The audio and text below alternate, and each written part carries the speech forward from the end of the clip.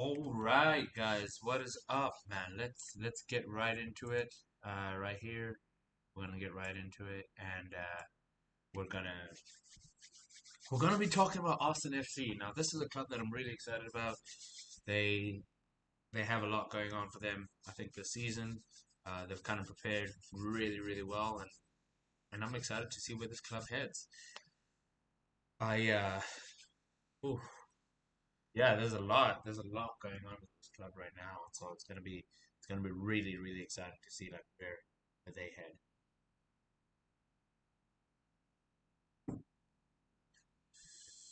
Alrighty, so let's get into it. So we're gonna be looking at Austin FC. We're gonna be talking about a brief club overview of what the club is about. Um, and I think you guys will be really excited about this. Before we get going, don't forget to hit that like button. Don't forget to subscribe, and we'll get right into it. So Austin FC, right, founded in 2018. This is actually the very first major league sports team affiliated with the city of Austin, and so I'm really excited to see, really happy that Austin finally gets a major league sports team. Um, but I really think that you guys will be really interested to what this team is really doing. And so they're owned by Two Oak Ventures. That's the ownership group. This is going to be their first season. They're going to be in the Western Conference, and their stadium, the QT Stadium, is just absolutely breathtaking. So just take a look over here, and I think you guys will be really excited to see what's happening with Austin FC. So we're gonna jump right into it. Their home and away jerseys. Now, their home jersey, I thought they could have gone. I would have liked to personally have seen like a fully green home jersey here. I would have loved to have seen something of that sort, something that is just like bam, wow, kind of Portland Timbers kind of aspect to it. But you know what? This isn't horrible. It isn't horrible. I really like it actually. Um, kind of has like those stripes, and like I like the black and blue incorporating the emblem and the team crest and all their colors into that.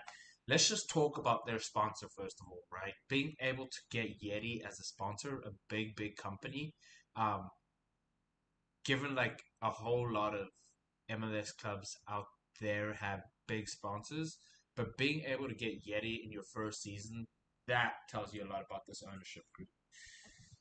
I love their away jersey. I really do. I really like their away jersey. I think it's super simple. I love the three stripes at the top right.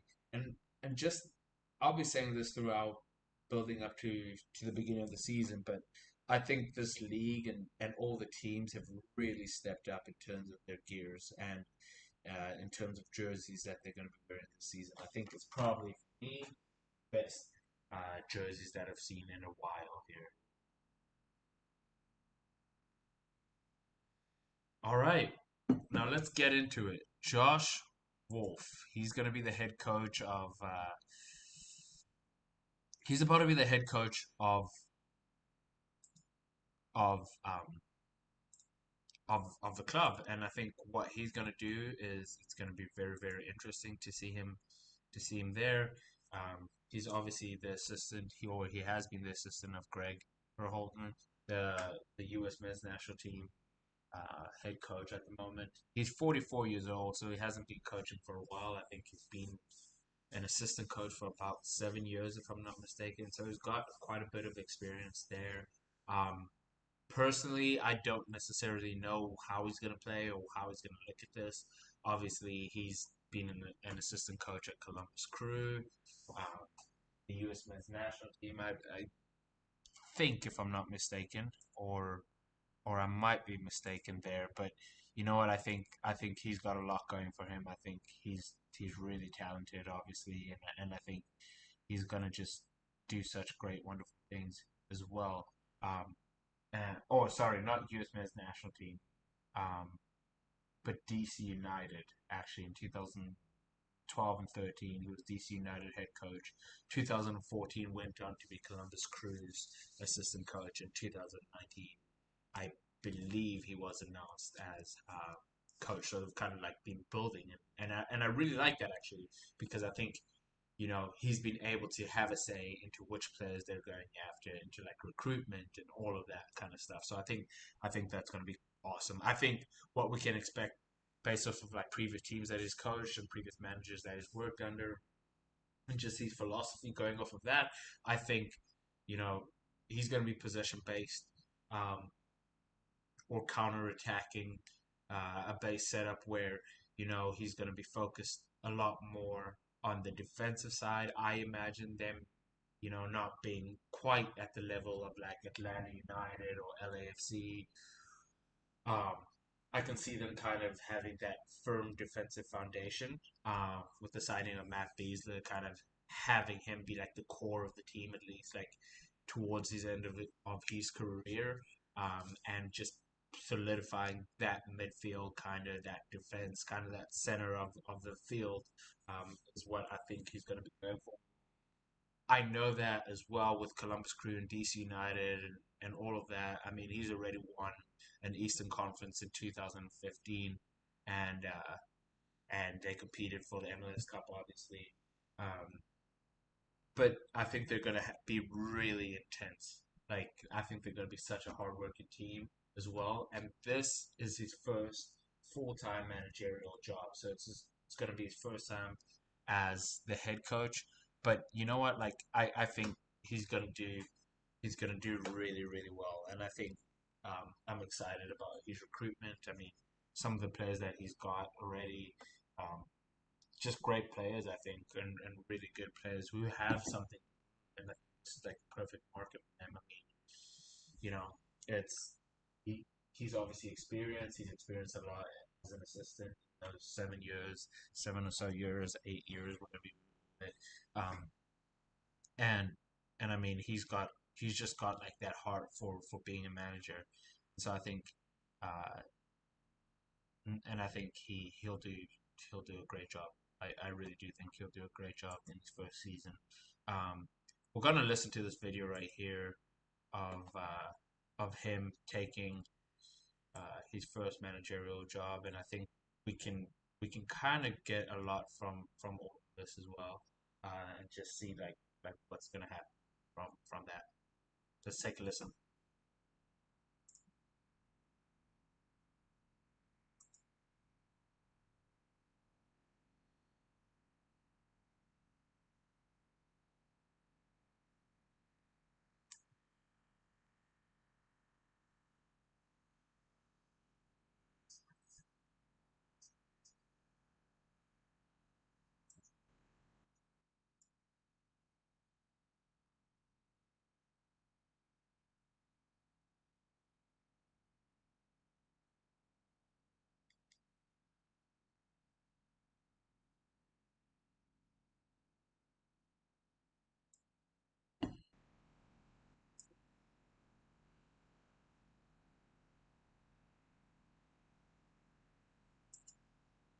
See, like he's literally touching on it right there. He says, "We want to build something. We want to play a type of soccer that is bold, that is direct, that has structure, um, that you're proud of. You're not going to be proud of a defensive-minded team.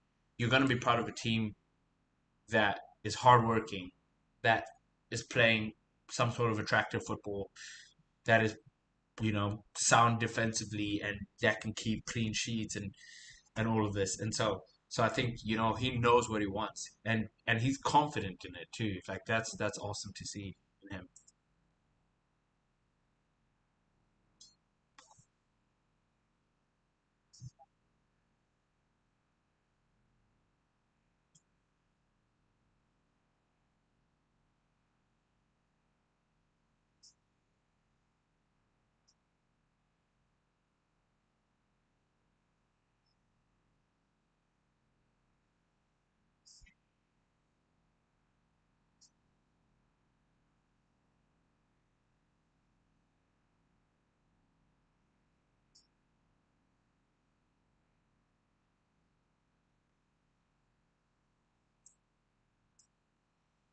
Now let me just say, like I really think that Austin is a perfect place for a club like this. I think.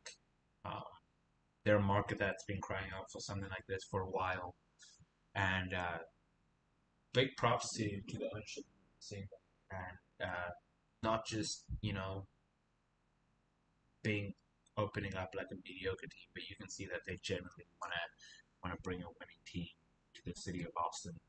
Um, and and yeah, we'll touch a little bit more on ownership here in a little bit, but um, it's something that makes me proud to see for sure.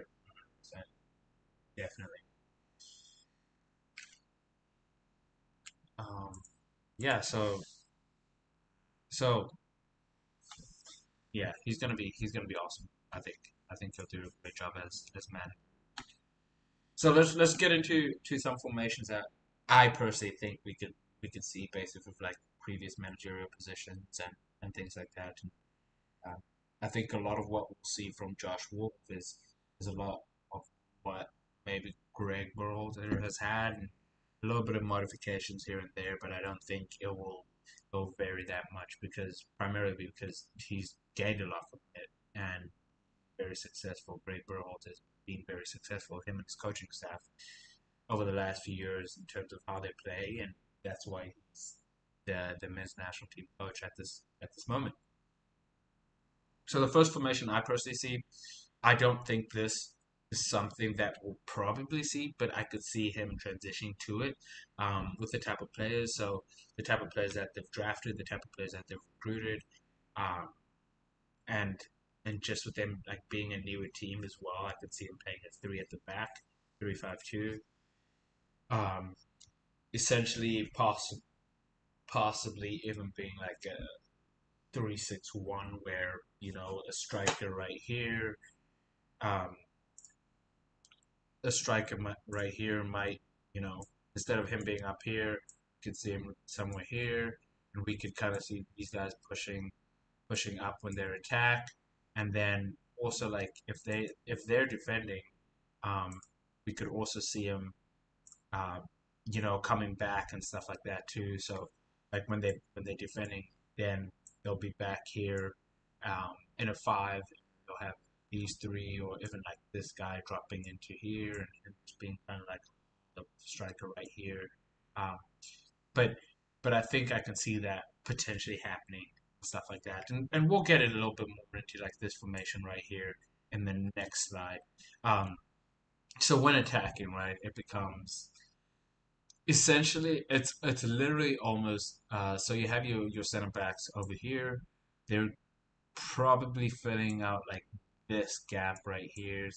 So your left center back there, your right center back there, your center back here, whatever. And you're having that center mid drop in here for like building out purposes. If they play a two middle, you could see one of these guys coming in, partnering in with like this center mid right here. And then, because this is getting very, very confusing, when they're attacking, when they're higher up the field, say now the ball's like around here, um, what we could see if the ball is around there is I expect to see these wing backs higher up here, kind of thing, like around this mark right here, and them just and the strikers obviously like in the box, and midfielders here. So I can see about uh, what's that, two, four, six attacking players, and then midfielder obviously holds kind of here, and that's where I can see them cap on that counter attack. But it's going to be really interesting to see like what they do with like is that they have, because they've got Kikutamane, who's really good winger slash a striker, um, and they've got a few other players as well. But like like I think Pochettino's an interesting player. Diego Fagundes, he has something to. John Gallagher has something. Danny Oyston has something. I think all these guys have some. And something I've seen was like Nick Lima signing, um, Zan Kolmanich, he's signing Freddie Kleeman. I think all these guys, really Hector Jimenez, all these guys, I think, are bringing in something where like a lot of them can play on the Matt Beasley can play on the ball. You've seen him at SKC just being able to play in a adapt on the ball as well. And so I think what you're going to see there is a team that knows their identity, and they're going to stick to it as well. So I think that's really so. Another formation I can definitely see him playing is the 4-2-3-1 or 4-3-3, depending on if the wingers are higher and this guy drops slightly deeper. But I could see this as a real possibility as well. But essentially, uh, I the way I understand him, the way he talks, Josh Wolff, is he wants his midfielders. He wants a lot of these guys right here to be in control, like to be in control. And I just realized this looks like a smile, so I'll erase that. But I think he wants them to be in control of the position and defensively. I think when if they're playing this formation, I can see them dropping into like kind of almost like a 4-4-1-1 or a 4-5-1 kind of thing where like this guy drops kind of like just slightly ahead of these guys here. Uh, and that's what I can see transpiring from this here. Um, and so it's going to be interesting to really see how they go about it. So some of their key players, all right, like I think they've recruited well. Let me just go ahead and start by saying I think they've recruited fantastically well. I think they know what they want, um, and I think they've recruited a mixture of experience and obviously being a new club, you can't necessarily recruit exceptionally talented players that teams really, really want to keep a hold of. Um, I am surprised that New York FC let Alex Ring go, but I think Acevedo is a really good kind of allows them to do something different. But anyway, so we'll start with Matt Beasley. Like Matt Beasley, a fantastic player. I think in the last like 12 seasons or something like that, I think he's averaged around 2,000 minutes. I believe last season, because of COVID, obviously, and his age, he didn't play as much, but he's a very successful, very competitive guy. I mean, you know what you're gonna get from Matt Beasley week in, week out. You know that he's a committed player. He's not gonna just rest and stuff like that. Like he's not coming here to just rest. He's coming here to like build a team and win. I think Matt Beasley is gonna be captain. By the way, I can really see that happening. The next on here is Kikuta Mane. So I think he's a player who has a lot to prove. Came in and it's just I don't know. He came in from Vancouver in 2013 and just he really hit it going. Like he had 6 goals first game around that figure or like that first season in 20 games and 2 assists. So eight eight goals slash assists in 20 games, pretty decent. And I mean, he had more of like a substitute, so he didn't play a whole lot of minutes. He played like 764 then, but I think he's kind of struggled in like the last few seasons. The FC Cincinnati didn't necessarily like work out a whole lot for him. I still think he's going to be an effective player. He's someone who's very very fast, and you know what you're going to get from him. I mean, very talented, very very hard worker. Um, and I mean, like he's someone who he knows too, having been called up into like a camp before. So I think Josh Wolf knows what he's getting from him. Definitely does. Um, Next on this, and he's someone who I think is going to be extremely crucial to. He's going to be extremely crucial to what they're able to achieve. He's a designated player from Argentina, Thomas Pochettino. I think I think what you're looking at from him is someone who's very very creative, um, someone who can create things and is someone who really like if you're looking at him, um, and if he's successful, if they can get Thomas Pochettino going, I think they can achieve a whole lot this season. I really um, and this person is a player like I really enjoy watching. He's not all that flashy. He doesn't score crazy ton of goals, but at the same time, I think he controls play so well. He's able to slow it down, speed it up. He reads the game so well. He's been in the business for a while. Brings over that like European style kind of play to it. But um, yeah, he's a player. I was honestly Alex Ring is a player. I was honestly surprised that like New York City uh, let go, and I was really surprised because he did really well watching him and everything like that. Like he's just done fantastically well. I mean, he plays that center mid kind of role, and you know what you're gonna get from him week in week out as well. He was in the MLS All Star game I think 2 3 seasons ago. I remember that, and like he just what's crazy is he's played in the Champions League, uh, I believe in the Europa League with Borussia Mönchengladbach, and so I think he's a Finnish international as well, and so I think it's interesting. I really do think it's interesting that NYFC, NYCF, NYFC let him go, and I think alongside with these two, I think will be extremely towards their success. Um, One aspect that I'm really interested to see is when when LAFC and Atlanta United came in, and this is in relation to John Gallagher, but when sorry, when they came into the scene, John Gallagher, I don't know. I think one of their weaknesses I think I can foresee happening is one of their forwards not necessarily getting enough goals. Um, I think John Gallagher is someone who has a lot to prove, so I think he's hungry coming into the season. Very, he's not very young, but he's still young enough where he can really impact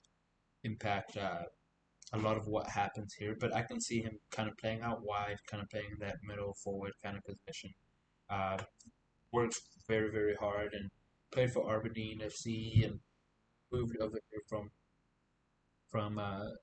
Aberdeen FC a couple years ago, a few years ago. Played for Atlanta too, and obviously with them having Martinez, like it's very hard to like get some minutes. They play a certain way, whatever.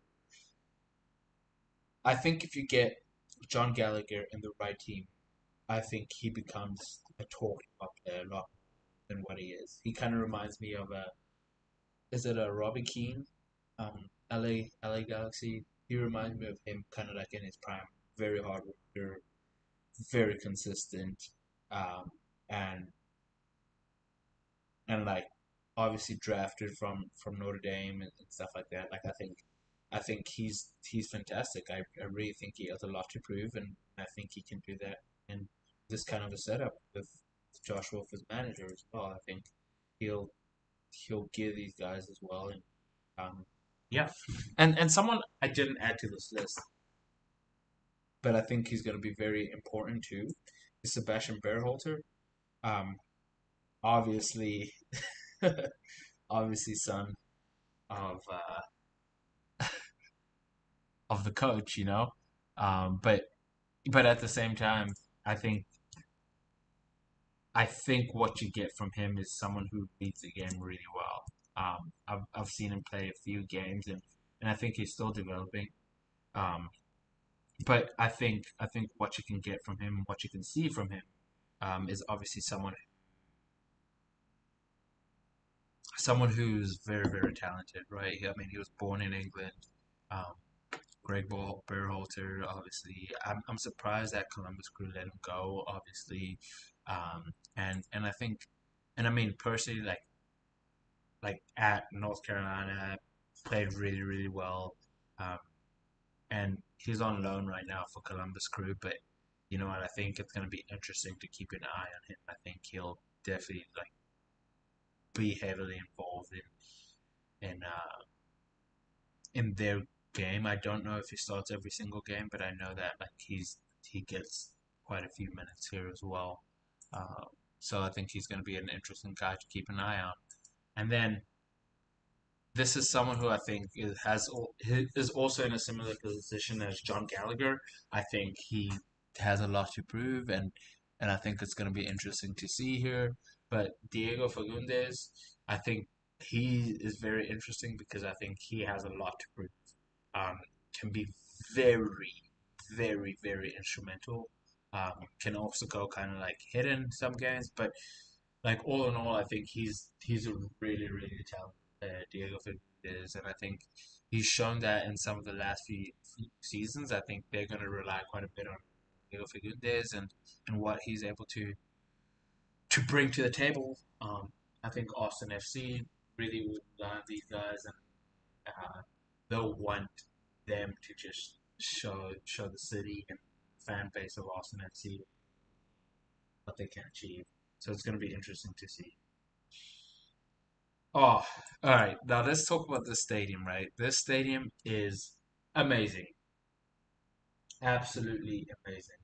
Um, this is obviously a rendered drawing, but you look at it, it kind of gives you that feel of like SKC or FC Cincinnati's or Nashville's or, like it's so cool to see so many stadiums like this going on. And one day, I could somehow like be able to like go there and like look at the stadium and it, that's just super cool um, to see. And I think just like looking at the stadium, I think it's very awesome. I think they can do a whole lot. I mean, it only seats 20,000, which I think is great because you get that atmosphere, kind of like that culture, and it's going to be filled up quite a bit.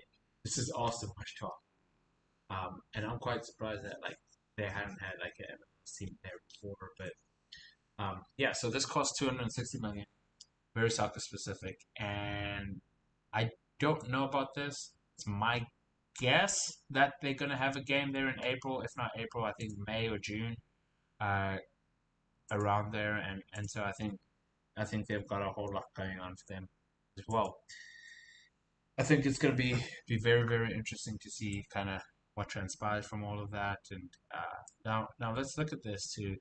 So this is from Twin Oaks TV here. Shout out Twin Oaks TV for the stadium tour. Fantastic stadium tour.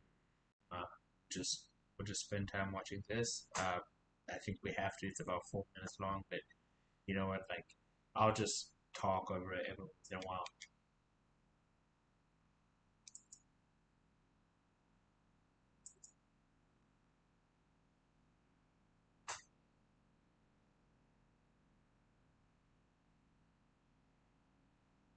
There's Josh Wolff.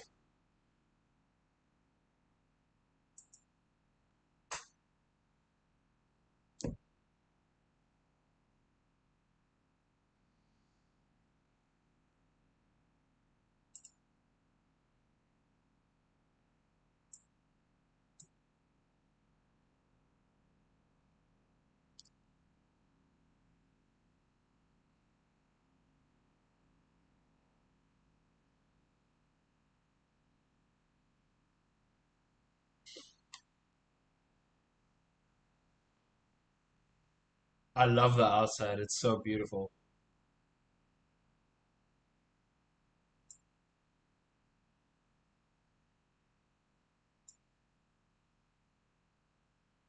Oh, so cool. Super cool. I love it. Can you imagine that place just like packed and full and everyone like jumping up and down? Oh my gosh.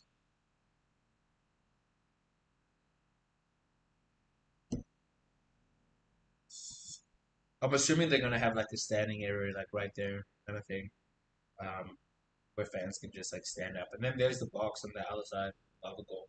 And then,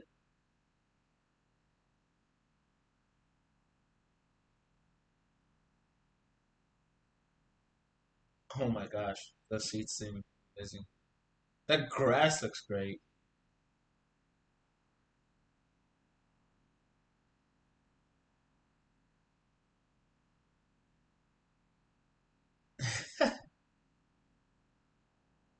Wow.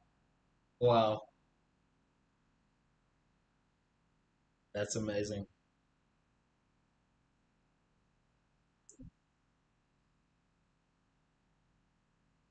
Wow,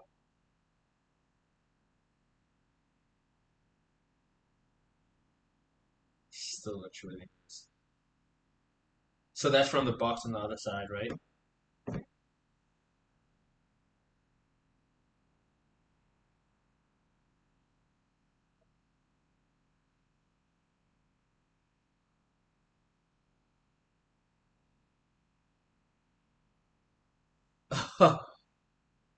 That's awesome. That is awesome. I love that. Oh yeah.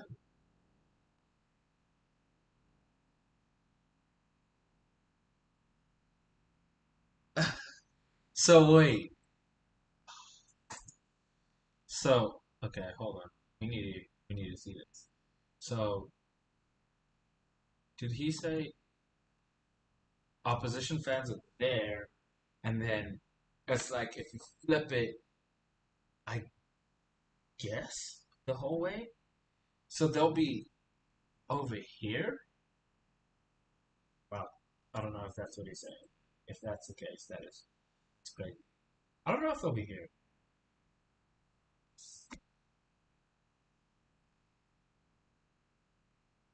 Oh, gotcha. Gotcha. So I was wrong. So if we go back on this here, so I think they're there. So supporter section here, here, kind of thing. Okay, whatever. I don't get it. I don't know. Uh, gotcha. So it's on the right. Oh, that's awesome. It's beautiful.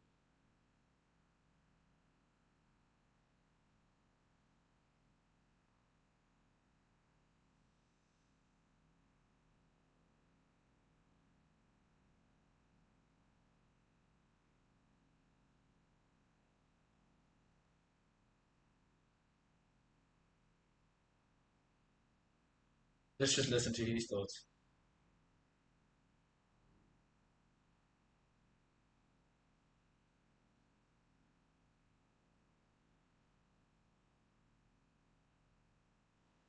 That's awesome.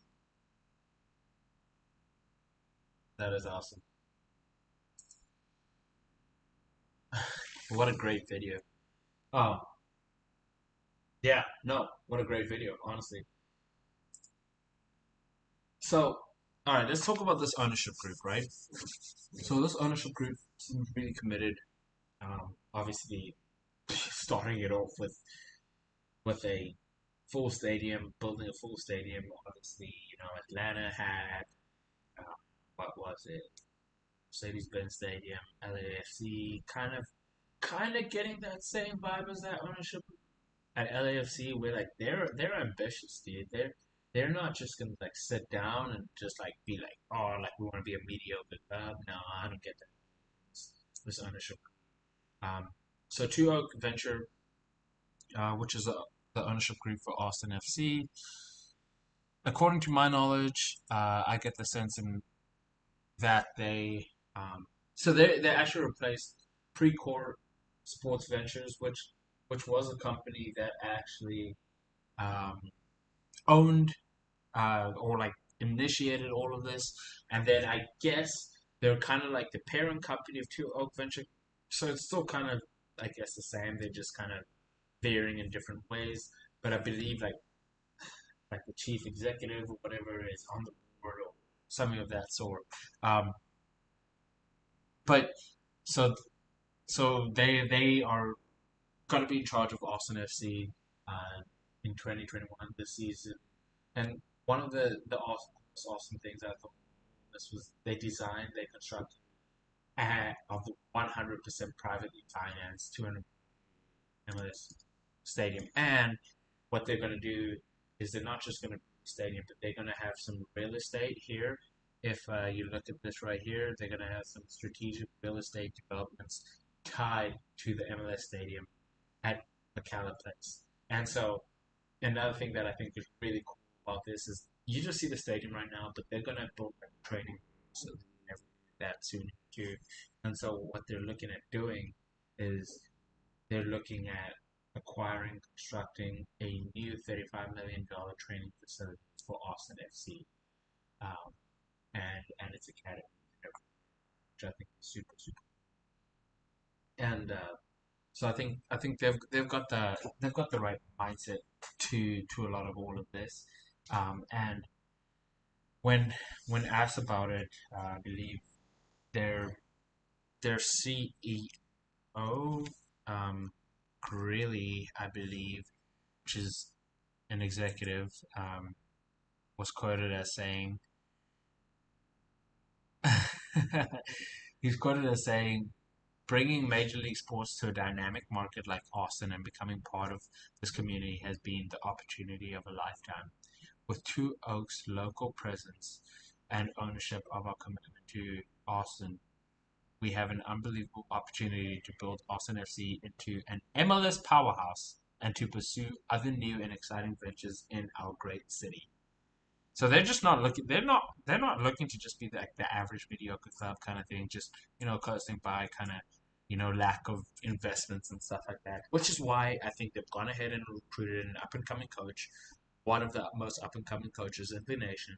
I think they've gone ahead and you know wanted to see like what's gonna happen here in the next few weeks and stuff like that. Like no, no, no, no, no, no. They're fully committed to this process. They're fully committed to this project, and I think it's gonna be awesome to see. I really do. I really think that Austin City and Austin as a whole is gonna be such a fun place to go. I hope that one day I get to experience this. And I'm really excited to hopefully see another powerhouse in the MLS being built. The league is just getting better and better, and I think Austin FC is another instance of that. I think they've they've really put this around the fans. Obviously, I don't think like it's nice to see that they haven't gone for like 40, 60,000 seater stadium. There's always room to expand the stadium, and I think they're building it with like a very like formidable home ground advantage kind of field. It's going to be exciting to see when everything opens back up and when everything is allowed to like resume and stuff like that. Like I think that is going to be really cool to see. And it's going to be awesome to just be like a part of that. Like if you get the experience to go to a game or anything like that, like I think it's something that like you don't necessarily turn down. I think it's something that um, like would I would kill to go to. Honestly, I would, and I think a lot of people also would too at the same time. So I think it's gonna be really really cool. I think we can't take it for granted per se, and I think it's something that we're all just gonna love and fall in love with, and gonna fall in love with the city of Austin. So um, I personally like I'm very excited about it. I'm very excited to see kind of like what happens with the city of Austin and how it all plays out. And so personally, like I'm just absolutely happy. I'm very very happy about all of this and about all of what Austin FC have just necessarily done with like their stadium and everything like that. Like I think it's super super cool. I really do. I think like what they've done is they've intentionally um, made sure that what they're building and what they're doing now is all for the fans, and it's something that they know that they're able to be doing as well, and I think that's super cool to see. Honestly, I think what they're doing is is really really cool. So I'm excited for that. Um, I'll be right back.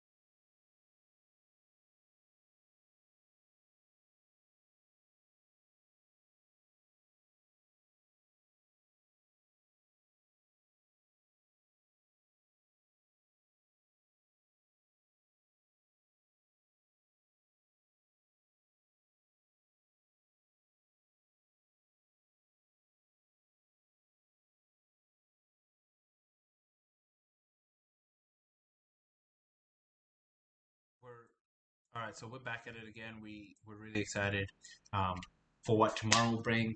We're going to be going into Charlotte as well. We're really excited to see like what happens there with Charlotte and just everything in the club as well. Be sure again to give this video a like, comment in the please give us a comment, drop a comment on what you'd like to see next, because we'll be touching on a whole bunch of different stuff next, and we're really excited just to be a part of all of this. So, again, thanks for tuning in.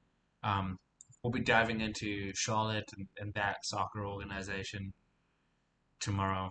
I don't think you guys will want to miss this. Again, we'll be breaking this down into bits and pieces of the video, just so there's different videos. If there's something that stands out to you, be sure to give us a like, subscribe to our channel, be notified, let us know what we can do better, all of these things. Guys, we love you and peace out.